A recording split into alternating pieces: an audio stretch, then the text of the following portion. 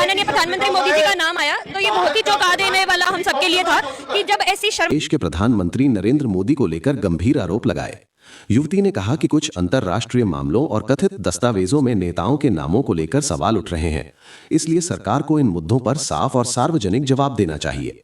उसने ये भी कहा कि जब शीर्ष नेतृत्व पर सवाल खड़े होते हैं तो महिलाओं और बच्चियों की सुरक्षा को लेकर लोगों की चिंता और बढ़ जाती है।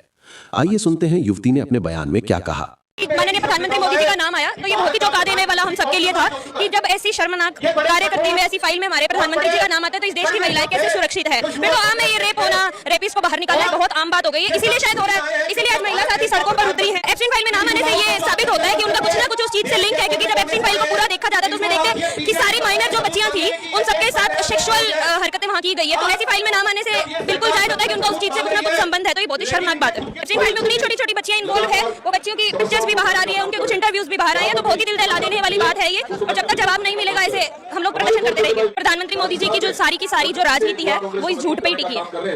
वो किसी भी चीज में सच बोलना ही नहीं चाहते हैं, वो कभी जवाब देना ही नहीं चाहते हैं। हमेशा उनकी झूठ पे उन्होंने अपने कुछ 10-20 लोगों को आगे कर देते हैं, धकेल देते हैं। वो लोग आकर बात करते हैं, पीएम मोदी जी। इस वीडियो के सामने आने के बाद राजनीतिक माहौल गर्मा गया है। समर्थक इन आरोपों को बेबुनियाद बता रहे हैं, जबकि कुछ लोग पारदर्शिता और स्पष्ट जवाब की मांग कर रहे हैं। अब देखना होगा कि इन सवालों पर सरकार